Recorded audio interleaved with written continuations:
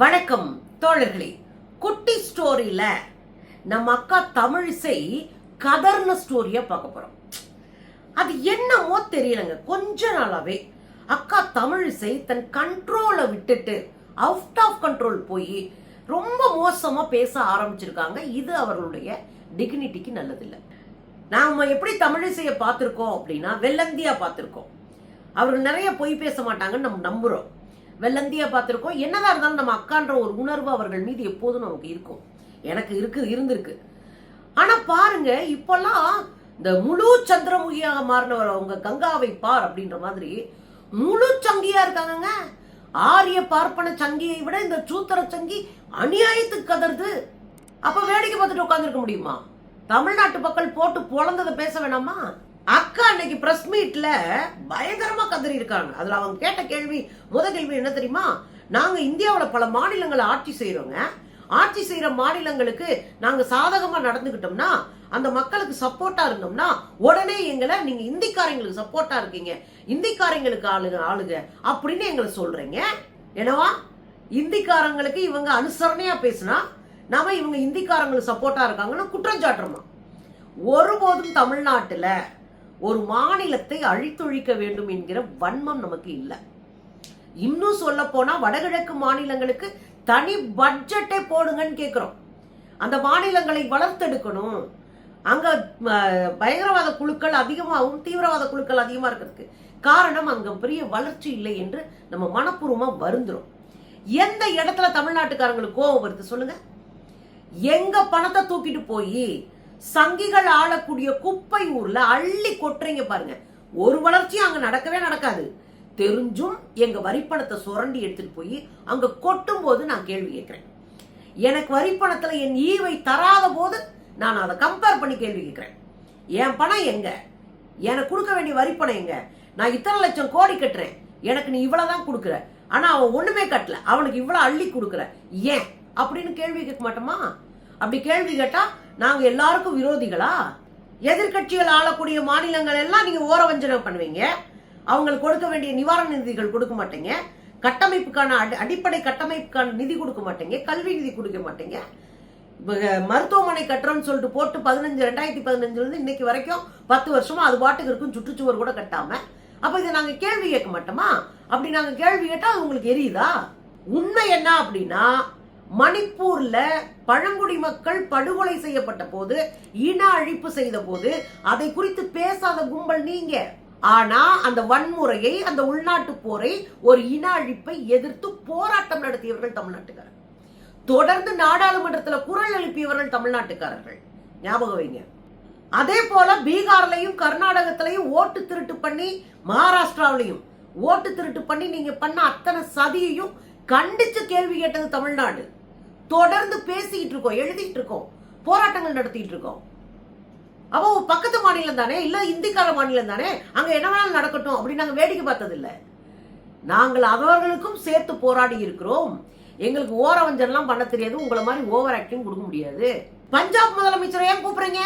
நேத்து சின்ன குழந்தைங்களுக்கு, அதாவது அரசு உதவி பெறும் பள்ளிக்கூடங்கள் இருக்கிற குழந்தைங்களுக்கும் காலை உணவு திட்டம் தொடங்கப்பட்டது. அந்த நிகழ்வை பஞ்சாபினுடைய முதலமைச்சர் தொடங்கி வச்சார். நம்முடைய முதலமைச்சரும் அவர் சேர்ந்து தொடங்கி வச்சாங்க. இதுல பஞ்சாப் முதலமைச்சரை ஏன் கூப்பிட்டீங்க? அவர் ஏன் வந்து தமிழ்நாட்டினுடைய திட்டத்துக்கு? உங்களுக்கு ஏன் கவலை? உங்களுக்கு ஏன் வைத்தறிச்ச? உங்களுக்கே எரியுது? இந்தியா கூட்டணியில் இருக்கிற எந்த மாநில முதல்வரையும் நாங்க கூட்டிட்டு வருவோம். இங்க வந்தவர், இந்த திட்டத்தை பார்த்தவர், நாங்க எங்க கேபினெட் மினிஸ்டர்ஸ்டையும் நாங்க பேசுறேன், எங்க ஊர்லயும் இந்த திட்டத்தை அறிமுகப்படுத்த போறேன்னு பேசிட்டு போயிருக்காரு. அதனால இன்னொரு மாநிலத்தின் குழந்தைகளும் ஆரோக்கியமாக அறிவு சார்ந்தவர்களாக வளர்றாங்கன்னா அது மகிழ்ச்சி தானே. இந்தியா கூட்டணியில இருக்கிற யாரை வேணாலும் நாங்க கூப்பிடுவோங்க. இந்த சூழல்ல அரசியலா கூட நாங்க பண்ணுவோம். இப்ப என்ன பிரச்சனை உங்களுக்கு? என்ன பிரச்சனை நான் கேட்கிறேன். இப்ப மட்டுமா நாங்க அதை பண்ணிட்டு இருக்கோம்? தொகுதி மறுசீரமைப்புன்ற பேர்ல தமிழ்நாட்டை வஞ்சிக்க நினைச்சீங்க. உடனே தமிழ்நாட்டினுடைய முதலமைச்சர் என்ன பண்ணாரு? எதிர்கட்சிகள் ஆளக்கூடிய மாநிலங்களை எல்லாம் ஒருங்கிணைச்சு அவங்க மொழியிலே ஹெட்செட் போட்டு கேட்டுக்கிறதுக்கான மொழிபெயர்ப்பு வசதிகளோடு ஒரு கூட்டத்தை அரேஞ்ச் பண்ணி, இந்த மறுசீரமைப்பு எவ்வளவு பெரிய ஆபத்தை குடும்ப கட்டுப்பாடை சிறப்பாக அமல்படுத்திய மாநிலங்களில் உண்டாக்கும், நம்மளை எப்படி தென் மாநிலங்களை எல்லாம் ஒன்றுக்கு மற்றவர்களாக நம்மள காதல கூட கேட்டுக்க முடியாம நம்ம குரல் வலை எப்படி நசுக்கப்பட போகுது அப்படின்னு சொல்றதுக்கு தான் போராட்டம் நடத்தணும். அது கூட தான் கூட்டம் நடத்தணும். அன்னைக்கு கூட தான் எதிர்கட்சி ஆளக்கூடிய மாநிலங்கள முதலமைச்சர்களை பூரா வர வச்சு பேசணும்.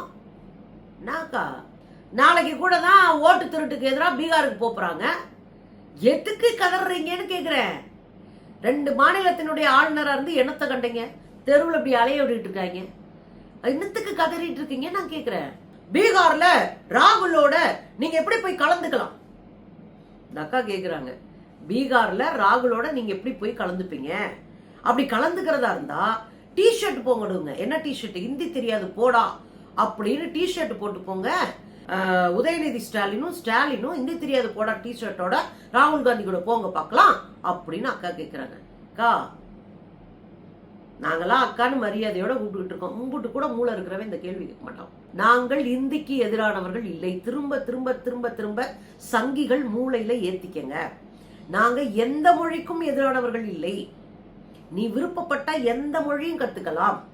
ஆனால் எங்கள் மாநிலத்தினுடைய நிர்வாகத்திற்கு எதிராக வேறொரு மொழியை நீங்கள் திணித்தால், இதான் அண்டர்லைன், நீங்க எந்த மொழியை திணிச்சாலும் அந்த மொழியை நாங்க எதிர்ப்போம். இதுதான் எங்க கொள்கை. நாங்க மொழி வெறியன் கிடையாது. எல்லா மொழிகளையும் எதிர்த்து நிற்கிறவன் கிடையாது. எந்த மொழியும் வளரக்கூடாதுன்னு நினைக்கிறவன் கிடையாது. எங்க மொழி வளரணும், எல்லா மொழியும் நல்லா இருக்கும்னு நினைக்கிறவன். ஆனா நீங்க இந்திய வளர வைக்கணும், மற்ற மொழியெல்லாம் நாசமா போகணும்னு நினைச்சிட்டு இருக்கீங்க. அதனால இந்தி திணிக்கிற போதெல்லாம் நாங்கள் இந்தி தெரியாது போடா, இந்தி படிக்க மாட்டோம் போடா, இந்தி வேண்டாம் போடா அப்படின்னு சொல்லுவோம். மும்மொழிய கல்வி வழியை திணிக்க வரும்போது நாங்க வேண்டான்னு சொல்லுவோம். நாங்க பத்த வச்ச தீ இன்றைக்கு இந்தியா முழுது எரிஞ்சிட்டு இருக்கு. மகாராஷ்டிராவில் போராடம்லாம் பொழந்துகிட்டு இருக்காங்க உங்களை மக்கள். அப்ப புரியுதுங்களா? தமிழ்நாடு சும்மா சும்மா சும்மா சுத்திட்டு இருக்கிற ஊர் இல்லைங்க. அரசியலா நெருப்ப பத்த வைக்கிற பட்டறைய தமிழ்நாடு தான், ஞாபகம் வச்சுக்கோங்க. உடனே தமிழுக்கு எதிரான இந்த தமிழ் இசை, ஹிந்தி இசை அப்படின்னு போடுங்க அப்படின்றாங்க.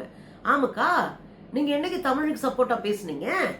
உண்மையில 2500 கோடி ரூபாய்க்கு மேல கடந்த 11 ஆண்டுகள்ல வடமொழியான சமஸ்கிருதத்துக்கு மோடி அரசு செலவு செஞ்சிருக்கு.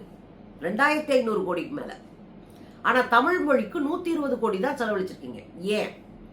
ஒரு செம்மொழியாக உலகத்திலே 6 உயர்தனி செம்மொழியில 1, இன்னொன்னு உயிரோடு இருக்கிற மொழியில 1, இன்னொன்று பல நாடுகளினுடைய ஆட்சி மொழியாக இருக்கக்கூடிய தமிழ். அதை கிள்ளுக்கிறியாக்கிட்டு அதுக்கு பணம் ஒதுக்க மாட்டீங்க.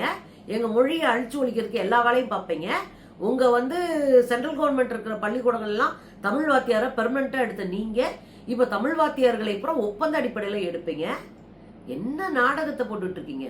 தமிழுக்குன்னு நீங்க என்ன பண்ணீங்க? தமிழன் முகமூடி போட்டு வர முடியாது அப்படின்னு எப்படி சொல்லலாம்? சிபி ராதாகிருஷ்ணன் தமிழன் இல்லையா? நீங்கள் கொஞ்சமாவது உங்களுக்கு வெக்கம் இல்லையா அப்படின்னு கோவப்பட்டாங்க. பாருங்களேன். தமிழை நிலை நிறுத்துவது நாங்க தாங்க. மரியாதைக்குரிய பாரத முதலமைச்சர் சொல்றார், தமிழக முகமூடி போட்டு வர முடியாதான். சிபி ராதாகிருஷ்ணன் தமிழக முகமூடி அவங்களுக்கு வெக்கமா இல்ல? ஒரு தமிழனை எல்லா மாநிலத்தை சார்ந்தவர்களும் ஒப்புக்கொள்கிறார்கள், தமிழ்நாட்டுக்காரரை தவிர. இந்த வெக்கம், மானம், சூடு சொர்ணையை பத்தி எல்லாம் சங்கிகள் எங்களுக்கு பாடம் நடத்தக்கூடாது. ஏன்னா அதை பத்தி எல்லாம் உங்களுக்கு என்னன்னே தெரியாது. ஆனா எங்களுக்கு நீங்க அதை பாடம் நடத்தக்கூடாது. சிபி ராதாகிருஷ்ணன் சங்கி, நாங்க ஏன் ஆதரிக்கணும்? ரொம்ப தெளிவா இருக்கிறோம். நீங்க தமிழன்ற முகமூடி இல்ல, தமிழன்ற அடையாளத்தோட, சாதி அடையாளத்தோட எங்க முன்னாடி வந்து நின்னாலும் சங்கிப்பைன்றது எங்களுக்கு நல்லா தெரியும். உங்க கொண்டை எங்களுக்கு நல்லா தெரியும். மதவெறி கும்பல் எந்த வேஷத்துல வந்தாலும் நாங்க ஒத்துக்க மாட்டோம், ஓரமா நிக்க வைப்போம். RSS கும்பல் எந்த இடத்துல வந்து நின்னாலும், எந்த மாதிரி அடிபடிஞ்சு பேசினாலும் நாங்க நம்ப மாட்டோம். RSS மதவெறி கும்பல். கோவை வெடிகுண்டு விளக்குல பின்னணியில இருந்து அவ்வளவு வேலை பார்த்து அதை சாக்கா வச்சு 2 முறை MP ஆனவர் தான் இந்த சிபி ராதாகிருஷ்ணன். சிறுபான்மை மக்களை அழித்தொழித்து அதன் மீது உங்க வெற்றியை நீங்க நிலநாட்டிக்கிறீங்கன்னா, தமிழன்ற ஸ்கேலை வச்சு, தமிழன்ற லேபிள வச்சு நாங்க மதிக்க மாட்டோம். பிஜேபி காரர்கள் ஓட்டு பொறுக்குகிற தந்திரங்களுக்கெல்லாம் நாங்கள் ஒருபோதும் மயங்க மாட்டோம். சரியா? அதனால தமிழ் இசையக்கா வர வர ரொம்ப கொதிக்கிறீங்க, ரொம்ப கதறீங்க, ரொம்ப கத்துறீங்க. ரொம்ப மோசமா உங்க நிலைமை போயிட்டு இருக்கு. மருத்துவரை பாருங்க, மாத்திரை போடுங்க, உடம்ப தேத்துங்க. என்ன பாடுபட்டாலும் ஆரிய பார்ப்பனிய கும்பல் உங்களையும் என்னையும் சூத்திரன் என்றுதான் பார்க்கும். தேவைப்பட்டால் உங்களை பயன்படுத்தும், இல்லை என்றால் அண்ணாமலை மாதிரி கருவேப்பிலை மாதிரி தூக்கி எரிஞ்சிரும். இதை புரிஞ்சுக்கிட்டு கதறத கதறு. சரியா?